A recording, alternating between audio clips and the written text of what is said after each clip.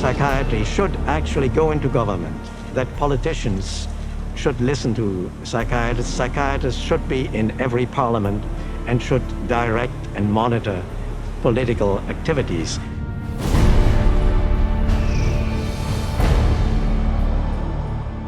Psychiatry, in little more than a century, has infiltrated society on a global scale, and not by accident. People aren't aware that in 1940, a prominent British psychiatrist, Colonel J.R. Rees, addressed the National Council on Mental Hygiene and set the agenda for psychiatry for the next 60 years. Since then, psychiatrists have been given authority in nearly every sector of our society, with tragic results. We must aim to make it permeate every educational activity in our national life. Public life, politics, and industry should all of them be within our sphere of influence. We have made a useful attack upon a number of professions. The two easiest of them, naturally, are the teaching profession and the church. The most difficult are law and medicine. Rees's colleague, psychiatrist G. Brock Chisholm, co-founder of the World Federation for Mental Health, later expanded upon psychiatry's plans. To achieve world government, it is necessary to remove from the minds of men their individualism, loyalty to family traditions, national patriotism, and religious dogmas. To implement their master plan, American psychiatrists convinced the U.S. Congress that mental illness was a national threat that only they, with vast increases in funding, could solve.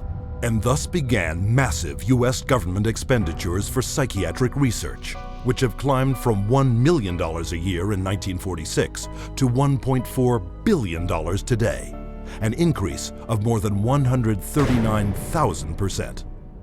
As psychiatric influence spread across America, it also spread throughout the world. Behind crisis after world crisis, you'll find the handiwork of psychiatry. Example, Serbian psychiatrist Jovan Raskovic, who demanded the ethnic cleansing of Croats and Muslims because of his firm belief in their racial inferiority. The result, Bosnia in the 1990s, where Raskovic's colleague, psychiatrist Radovan Karadzic, and Prime Minister Slobodan Milosevic established Balkan concentration camps, where the mass torture, rape, and murder of the innocent happened once more. One military psychiatrist explained how it was done. C'est très difficile tuer millions de personnes. C'est très difficile, techniquement difficile.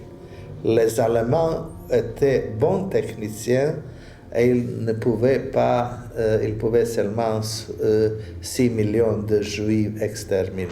Ils massacrent, par exemple, 100 ou 200 de personnes, ou violent 100 femmes et 100 jeunes filles, pour que les autres sont effrayés et échappent. Alors vous avez le terrain pur. With century-old Pavlovian conditioning, coupled with modern-day mind control techniques, psychiatrists and psychologists can turn average men, and even children, into mass murderers. You could train them to use firearms indiscriminately. You could train them to shoot people with very little feeling or thought. You could train them to use abusive and brutalizing procedures in order to obtain information with no hesitancy, with no concern. This is how terrorists are created. In the wake of 9/11, Osama bin Laden was characterized as the mastermind behind the attacks. But the acknowledged brain trust and commander of Al-Qaeda is Ayman al-Zawahiri, educated in psychology and pharmacology at the University of Cairo, and the author of the Al-Qaeda training manual on the use of coercive psychiatry. And orchestrating the terrorist bombings in Madrid, Abu Hafiza, another Al-Qaeda operative, relying on those same techniques to manipulate the minds of men. You can implant memories. Memories are potent sources of motivated behavior. If you implant enough memories of specific kinds, you can shape and change the nature of human thinking, and feelings. And it was thought to be a kind of ultimate weapon, because what greater weapon could there be than control of the human mind?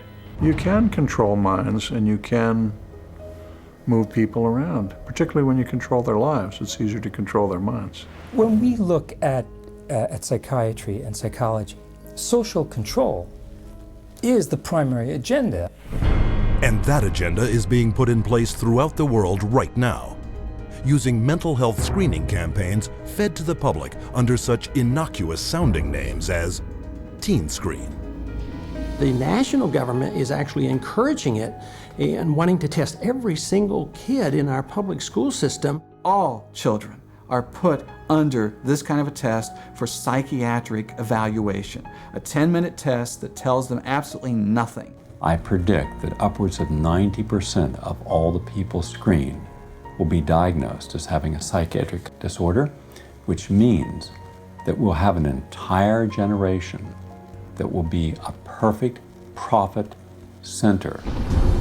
The man behind the Teen Screen program, psychiatrist David Schaefer, consultant to the U.S. Department of Defense. They're not just screening children to have complete control of the 52 million children in school. They're screening now, and that bill, they will screen their parents, and they will screen all adults in America. The idea of mass screening for mental illness in the American population, run by a government initiative, is one of the scariest ideas I ever heard of. Psychiatry is politics, has always been politics. It is politics pure and simple, because psychiatry was always the application of force against people who don't want to be forced. It's a sad thing, and parents better wake up. Society better wake up, because we're in serious trouble if they don't. Psychiatry's master plan to infiltrate all sectors of society is becoming a reality. We don't have an epidemic of mental illness. We have an epidemic of psychiatry. Something can and must be done about it.